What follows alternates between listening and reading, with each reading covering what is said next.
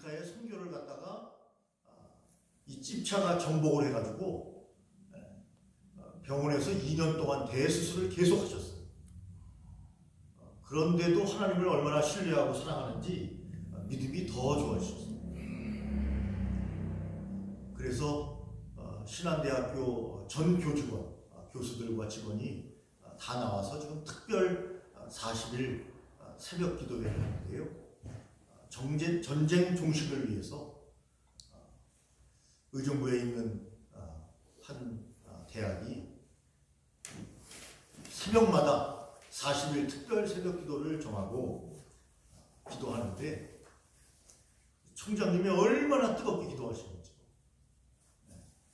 총장님 나이가 많은 분도 아니에요. 저보다 한 대여섯 살이신데 얼마나 뜨겁게 기도하시는지. 목이 쉬도록 기도하시고 찬양할 때도 계속해서 찬양을 반복하시면서 손을 들고 총장님 옆에 찬양 교목이 세 분인데 목사님 세 분이 찬양을 하는데 총장님 옆에 이제 설교하기 위해서 앉아 있었는데 총장님이 얼마나 뜨거운지 딜 뻔했어요. 아주 그냥 믿음이 정말 대단하시더라고요. 얼마 전에는 이스라엘에서 두루마리 성경을 또 학교로 가져와서 학교에 보관도 하고 아주 믿음의 열정이 대단하신 분이십니다. 한번 국회의원도 한번 하셨던 분인데 여러분 지금도 예수 믿는 사람들이 부흥의 불씨를 또 하나님의 뜻을 이루기 위해서 이곳저곳에서 뭐 신한대학교 우리가 잘 모르는 분들도 많습니다. 옛날에 신흥전문대학이라고 했죠. 지금 4년제가 됐습니다. 신흥대학교인데 이번에 간호학과는 145대 1이었답니다. 간호학과가 인기가 그렇게 좋아요. 총장님이 우리 학교를 이제 사용하신다 하면서 끝나고 나서 커피 타임을 잠깐 총장실에서 가졌는데 자기는 기도밖에 안 합니다. 하나님이 하십니다. 하나님이 일하십니다. 그런 믿음의 고백을 들었습니다. 자, 주님께서도 일하시고 우리 기도를 들어주시니 우리 교회도 주님의 일을 감당하는 그런 교회가 됐으면 좋겠다 하는 생각을 합니다. 아멘. 이제 다음 주일이 우리 VIP 초청주일입니다. 제가 VIP 그 한 영혼이 천하보다 귀하지 않습니까? 그 한 영혼이 우리가 인도하는 한 영혼이 하나님이 가장 귀하게 보시는 사람입니다. VIP입니다. 그래서 VIP를 다음 주일날 우리가 초청하고 지난주에 우리 유영대 집사님이 오지 않았습니까? 복지TV 사장인데 밖에 화환이 와 있는데 그걸 치우려고 하니까 치우지 말라는 거예요. 그게 서여져 있어야 교회가 좀 선전도 되고 홍보도 되니까. 그래서 지금까지 세워져 있지 않습니까? 네. 사진을 찍어가지고 제가 아침에 보내줬는데 그분이 그래요. 아니 목사님 성도들이 왜 이렇게 줄었어요? 옛날에 제가 전도 초청 때 한번 왔을 때는 성도들이 많았는데 아니 한 사람이 3명씩만 전도하면 금방 부흥하는데 왜 안 하느냐는 거예요. 저한테 도리어. 한 사람이 3명씩만 전도하면 금방 부흥된다는 거예요. 여기 한 30명 앉으면 꽉 차는데 그거를 못 채우냐는 거예요. 30명, 3명을 한 사람이. 저한테 막 도전을 주더라고요. 그래서 제가 집사님이 나오면 부흥되는데 좀 나와라 그랬더니 본인이 그냥 웃어요. 나가는 교회가 있습니다.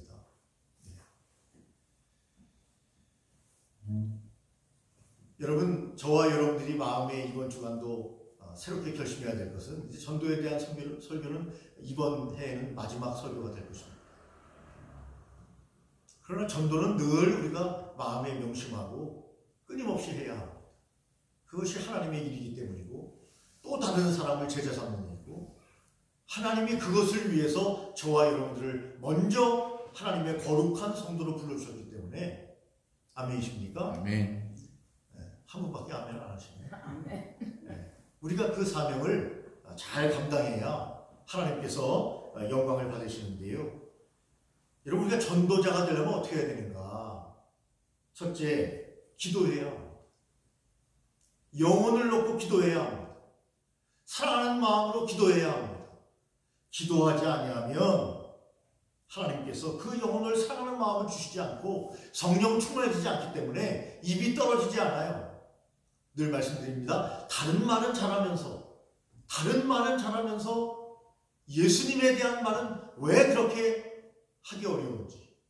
이유는 뭡니까? 내가 성령 충만하지 않고 기도하지 않고 믿음에 확신이 없기 때문에 증거하지 못하는 거죠. 내가 증거하면 믿음이 자랍니다. 하나님이 성령 충만하게 해주셔서 믿음의 세계로 나를 먼저 인도해 주시는데, 그래서 우리는 끊임없이 복음을 증거하는 복음 전도자가 되어야 한다고 성경은 우리에게 말씀하고 있습니다. 내가 너희를 위하여 기도하기를 쉬는 죄를 여호와 앞에 결단코 범하지 아니하고 선하고 의로운 길로 너희에게 가르칠 것인즉 이라고 사무엘상에 여러분 사무엘 선지자가 이야기하고 있는데, 여러분, 기도하기를 쉬지 아니하는 저와 여러분들이 돼서 많은 영혼들을 주님께 인도하는 주님의 심정을 발견하는 귀한 성도들이 다 되시기를 먼저 예수님의 이름으로 축원합니다. 아멘. 서로 인사하시겠습니다. 우리 기도합시다. 하고 기도합시다. 여러분, 기도할 수 있는데 실망할 필요 없고 낙심할 필요 없습니다. 기도하고 나가면 하나님께서 귀한 영혼을 우리에게 붙여주시고 인도해 주십니다. 아멘. 한국교회가 코로나19를 거치면서 많이 부흥의 길로 가야 되는데 그 반대의 길로 간다. 근데 어느 목사님과 대화를 하면서 그런 얘기를 했더니, 목사님, 그렇지 않습니다. 인원이 중요하지 않습니다. 하나님께서 구루터기를 남겨놓으시듯이 코로나19를 통해서 흔드시고 진성교인, 하나님을 지극히 사랑하는 교인들만 남겨놓으셨기 때문에 그들이 폭발하면 한국교회 곧 부흥됩니다. 그들이 폭발하면, 그들이 증거하면 하나님께서 진성교인만 남겨놓으셨기 때문에 낙심할 필요가 없다. 하나님은 그분들을 통해서 일하신다. 제가 아멘 했습니다. 한국교회가 부흥돼야 되는데라는 얘기를 하다가, 여러분, 오늘 본문의 말씀을 보면요, 저와 여러분들이 어떤 마음이 되어야 합니까? 마음이 불붙는 자 같이 되어야 한다 하고 예레미야 오늘 본문 20장 9절에 이야기를 하고 있습니다. 내 마음이 뭘 하지 아니하면, 여호와를 선포하고 하나님을 전하고 그 이름을 말하지 아니하면 내 마음이 불붙는 것 같아 견딜 수 없다고 여러분 예레미야는 이야기하고 있습니다. 전도하지 않으면 견딜 수가 없어요. 답답해서. 여러분, 이런 마음들이 됐으면 좋겠습니다. 전도하지 않아도 편안해요. 다음 주일날 VIP 초청주의자한테도 편안해. 일주일이 잔잔해요. 네? 문제가 있습니다. 영적으로 문제가 있어요. 깨어있지 못한 영혼입니다. 이웃을 사랑하지 못하는 사람입니다. 아니, 이웃이 아니라 내 가족도 사랑하지 못하는 사람입니다. 내 자녀를 사랑한다고 말하지만 사실은 사랑하지 않아요. 제가 늘 말씀드리지 않습니까? 나만 천국 가고 내 자식들은 지옥에 가도 됩니까? 천국은 있습니다. 분명히 존재합니다. 이번 주에도 우리 큰 어머님, 저희 아버님 형제가 삼형제신데 저희 아버님이 도 돌아가셨고, 큰 아버님도 돌아가셨고, 중간 아버님이 제일 오래 생존하시다가 몇 년 전에 돌아가셨고, 어제 이제 큰 어머님이 고향에서 혼자 사시다가 자녀들은 마산 또 창원 일에 나와 있고, 또 서울에 나와 있고, 딸들 또 수원에 있고, 근데 혼자 시골에 사시다가 어제 세상을 떠나셨습니다. 향년 88세십니다. 여러분, 천국이 없다고요? 그러면 우리의 삶은 아무 의미가 없습니다. 결국은 죽어버리는 죽음입니다. 여러분, 죽음과 삶의 그 중심에 누가 계시냐면 하나님이 계십니다. 하나님이 지금도 우리에게 생명의 호흡을 주시지 않으면 우리가 살아갈 수 없어요. 여러분. 우리가 건강해서 사는 것이 아니라 하나님이 삶을 붙잡고 계시기 때문에 우리가 오늘도 생명의 호흡을 하고 있는 겁니다. 삶과 죽음의 그 중심에 하나님이 계십니다.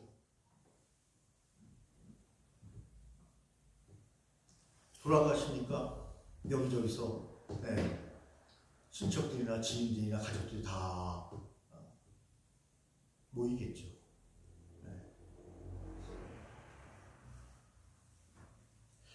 여러분, 우리가 삶을 살아가면서 하나님께서 오늘도 우리를 인도해 주신 것에 대해서 감사하면서 하나님, 제가 정말 주님의 뜻을 이루는 삶을 일주일 동안 정말 결심하면서 지금까지 하지 않았다면, 지금까지 나를 위해서만 살았다면, 가을이 얼마나 좋아, 가을을 느껴야 되겠다. 뭐죠? 나를 위해서 사는 거죠. 물론 그것도 필요합니다. 그러나 나만 위해서 사는 것은 성경적인 가르침이 아닙니다. 다른 사람을 위해서 살아야 합니다. 사랑을 실천하고 도와주며 살아야 합니다. 그 중에 제일이 복음을 전하는 것입니다. 가장 사랑하는 방법이 복음을 전하는 것입니다. 자녀에게 옷을 사주고 맛있는 음식을 해주고, 그거 사랑의 방법입니다. 그러나 가장 사랑하는 방법은 복음을 증거하는 것입니다. 먹을 것을 많이 주는 게 아니라 고기 잡는 법을 알려주라고 했습니다. 진정으로 행복한 삶이 뭐냐? 예수님을 만난 삶이라는 것을 자녀들에게 가르쳐줘야 합니다. 이 시대의 답답함은 자녀들에게 복음을 전수하지 않는다는 겁니다. 나는 자녀를 위해서 기도해요. 자녀는 기도하지 않아요. 하나님을 인정하지도 않아요. 그렇기 때문에 세상이 점점 이렇게 삭막해지고, 여러분, 선진국이 되면 다 행복할 줄 알았죠. 여러분, 자살률이 세계 1위입니다. 우리나라. 그 중에 20대, 30대가 그렇게 많이 죽습니다. 삶에 희망이 없다는 거예요. 취직도 안 되죠. 인간관계도 좋지 않죠. 살 의미를 발견하지 못하는 겁니다. 그러니까 결혼하라고 해도 하지도 않고, 애를 낳는 것은 더더욱 어렵고, 국가에서는 수많은 재정을 쏟아붓는데 그 재정은 밑바닥에 물이 돼서 어디로 빠져나가는지도 모르고. 여러분, 복음이 얼마나 중요한가. 여러분, 마음이 불붙는 마음이 돼서 정말 이 일주일 동안에는 우리 유영대 기자도, 유영대 사장도 3명을 왜 모천도 못하냐라고 여러분 저에게 도전을 하는 것처럼, 여러분들에게 주님께서 도전을 하십니다. 도전을 하십니다. 마음이 불붙는 것 같은, 골수에 사무치고 답답하여 견딜 수 없는 그런 일주일이 다 돼서 저와 여러분들이 전도자. 여러분, 어느 교회에는 한 사람이 100명, 1000명을 전도하는 사람이 있지 않습니까? 그래서 각 교회 다니면서 간증하지 않습니까? 여러분, 저희들에게도 그런 능력을 달라, 힘을 달라.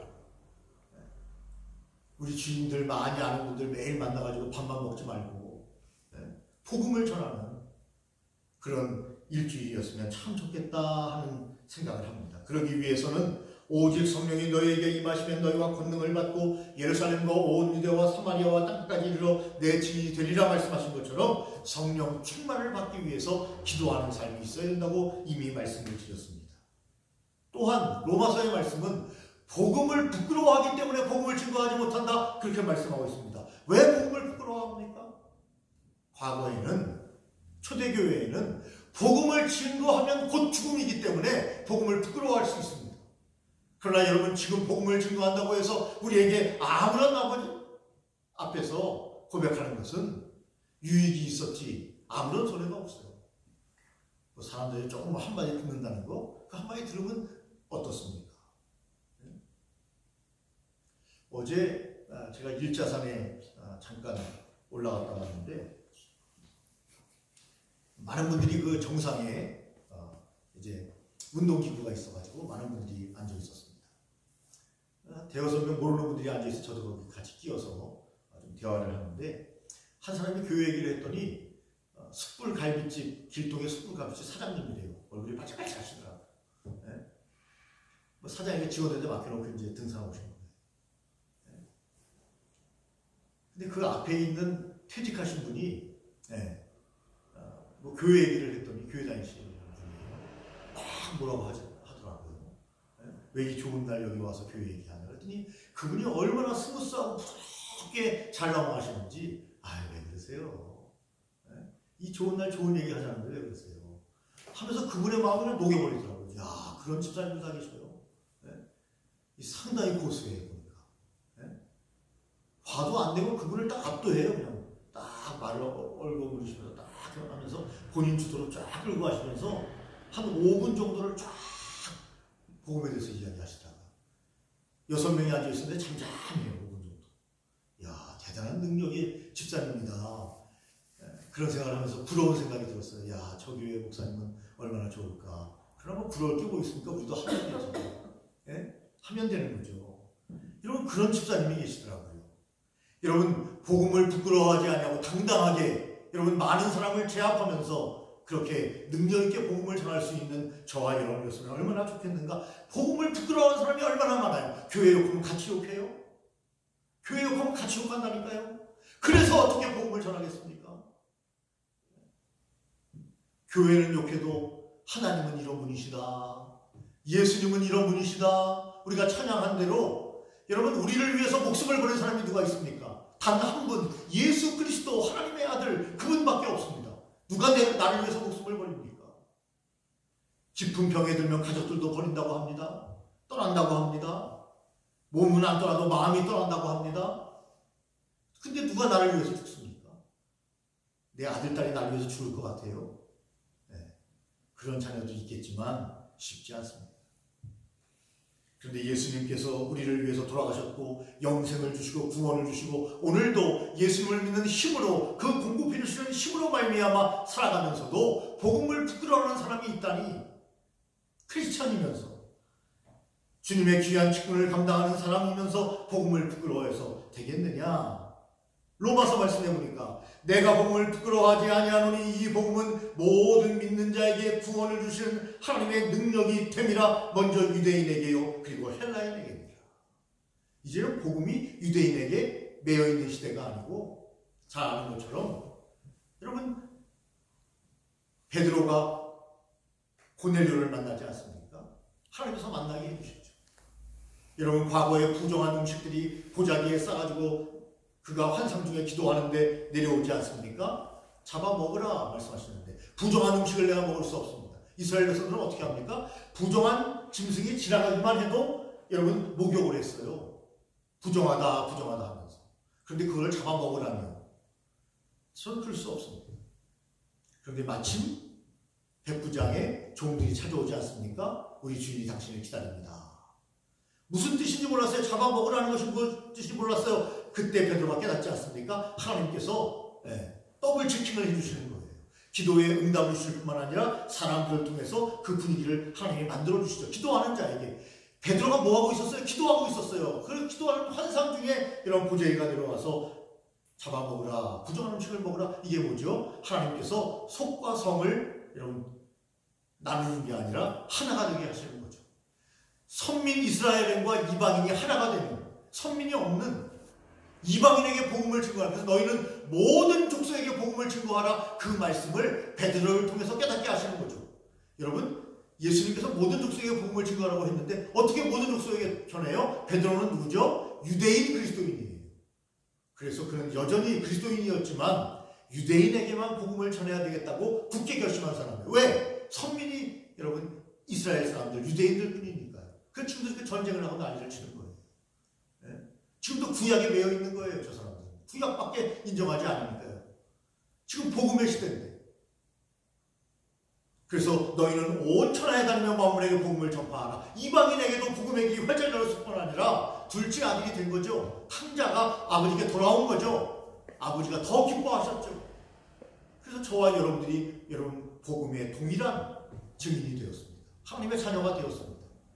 여러분 기도할 때 하나님께서 여러분 이런 놀라운 길을 열어주셨는데 베드로를 통해서 저와 여러분들이 아직도 복음을 부끄러워한다고 하는 것은 있을 수 없는 이야기고, 자녀가 부모를 부끄러워하면 그 부모는 얼마나 참 답답하겠어요. 네? 누구를 그냥 존경합니까? 아, 우리 어머니 아버지 제일 존경합니다. 이 정도 돼야 되는데. 네? 여러분 어떤 사람이 전도할 수 있습니까? 내가 구원받은 데 확신이 있어야 전도할 수 있습니다. 그런데 놀라운 것은 내가 복음을 증거하면 하나님께서 나에게 구원의 확신을 주십니다. 전도하는 자에게. 주님이 성령 충만하게 하기 때문에. 왜 아직도 내가 복음을 받고 하나님 앞에 서 있는데도 내가 구원받았나 안 받았나 의심합니까? 복음 전도를 안 했기 때문에 하나님의 능력이 임하지 않았기 때문에 그렇습니다. 제가 신앙생활하면서 믿음이 제일 좋았을 때가 고등학교 때입니다. 밥만 먹으면 교회에 갔습니다. 학교 갔다 먹으면 교회에 갔습니다. 전도했습니다. 열심히 했습니다. 그때가 믿음이 제일 좋았습니다. 그때의 믿음으로 돌아갈 수 있다면 그런 생각을 할 때가 많을 정도로 그때 믿음이 참 순수하고 참 좋았습니다. 교회는 50여 명 모이던 교회가 250명으로 부흥을 했습니다. 뭐 저 혼자 한 건 아니죠. 제가 중고등부 회장을 하면서 얼마나 열심히 했는지.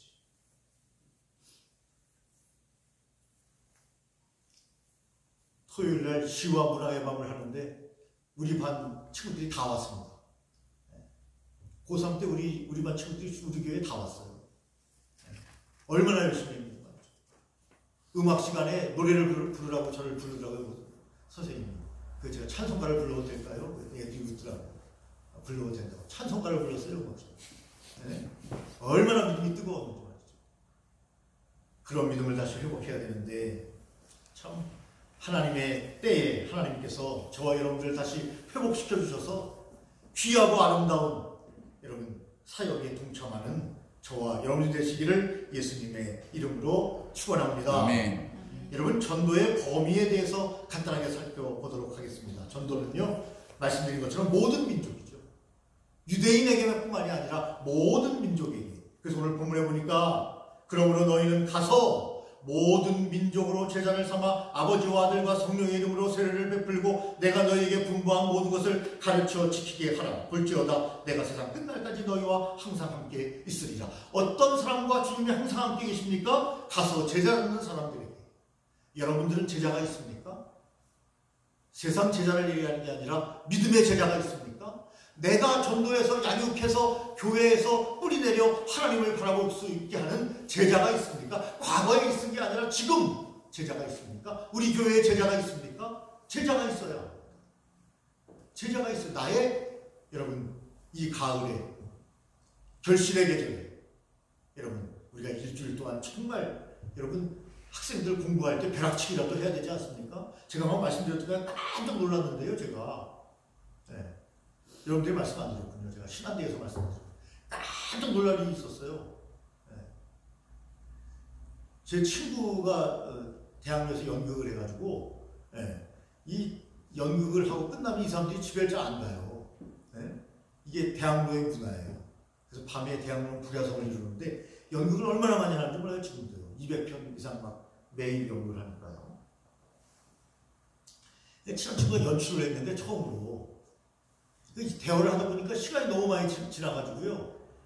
우리가 어디로 가냐면은 24시간 하는 커피숍이 있더라고요. 근데 깜짝 놀란 거예요.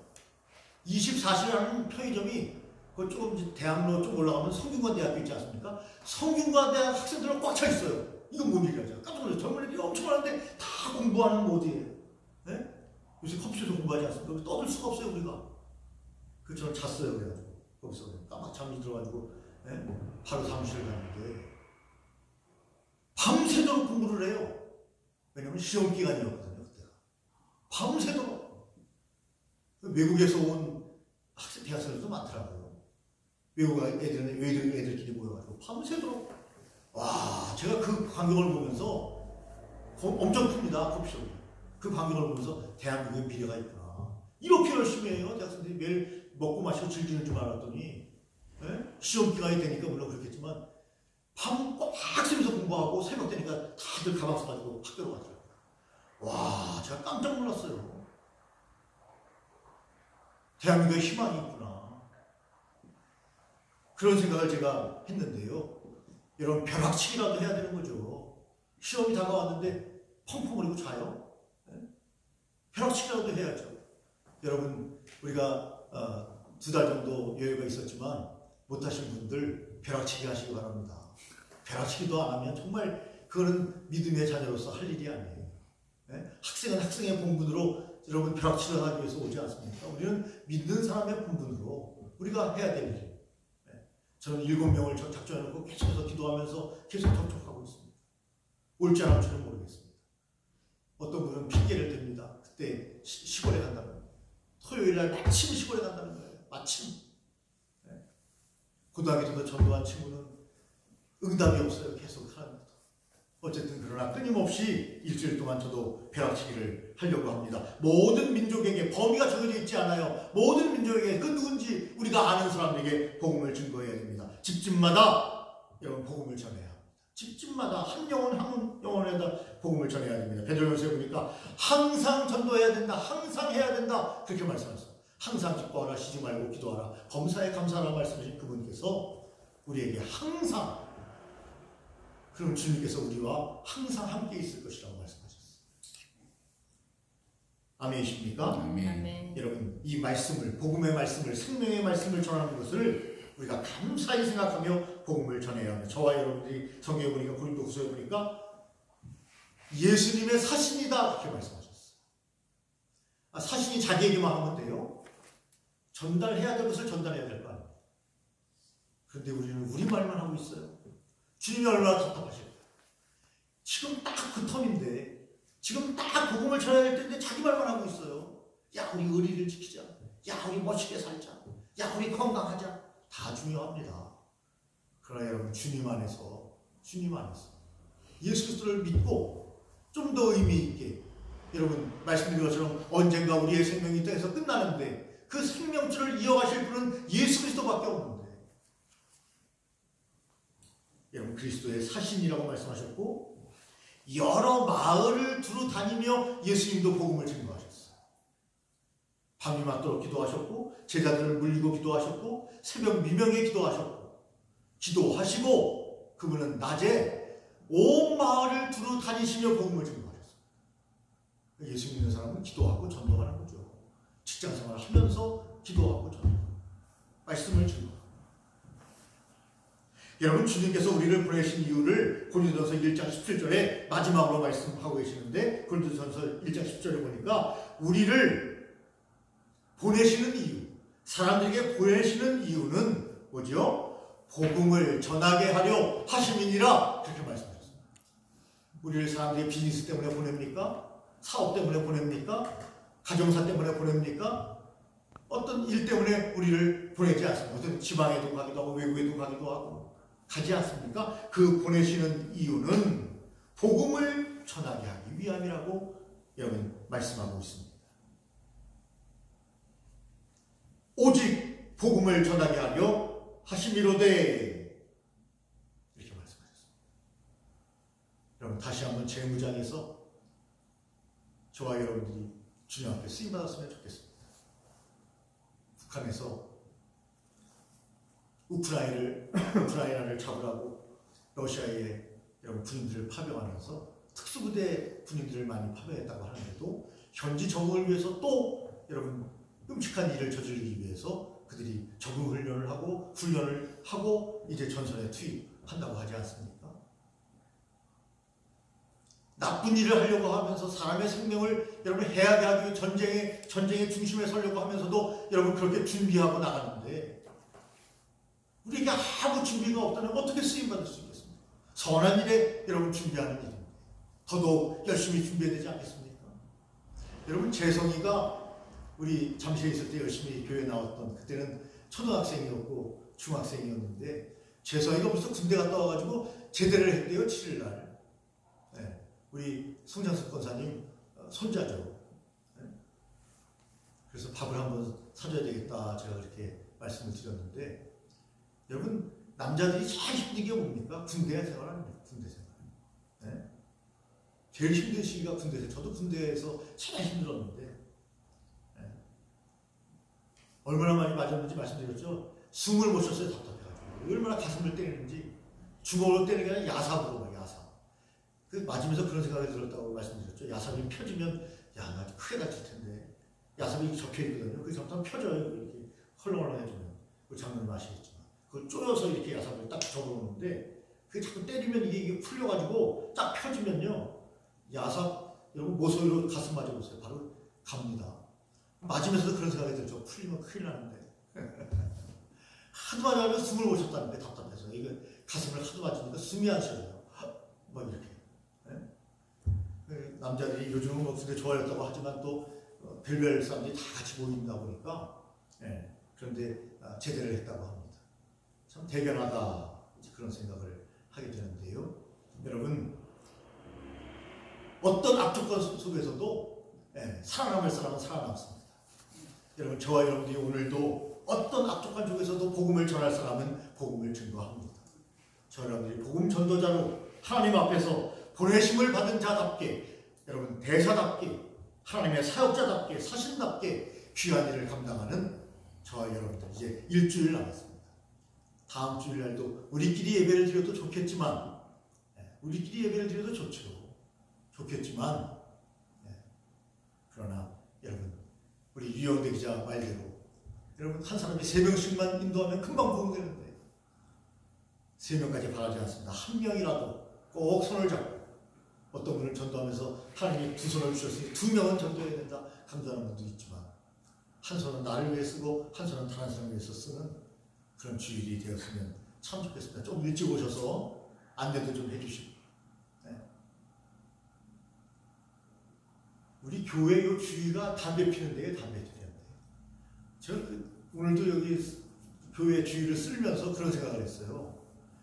아니 담배를 아무 데나 던지려면 담배 피지 말아야죠. 왜 여기다 다 버리는 겁니까? 길거리에 담배 피우면 거기다 버려. 우리나라 사람들이 정말 이거 문제가 많아요. 아직 선진국이 아니에요. 보니까 담배 수준 보니까 완전 후진국.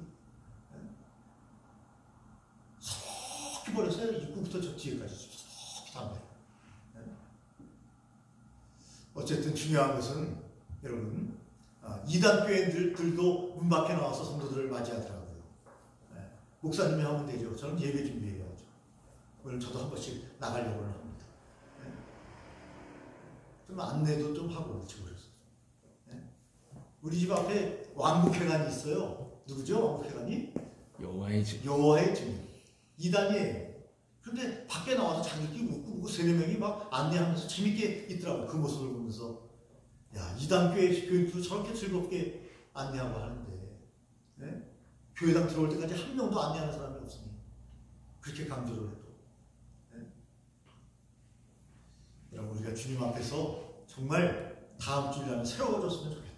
모든 부분에 아멘이십니까? 아멘. 하나님께서 우리의 삶에 은혜를 내려주실 줄로 믿습니다. 아멘. 전능하신 하나님 아버지 오늘도 저희들에게 은혜를 주시고 은총을 주시고 새롭게 해주심을 감사합니다. 한 영혼이 천하보다 귀하다고 했는데 그 VIP들을 다음 주일날 초청하려고 합니다.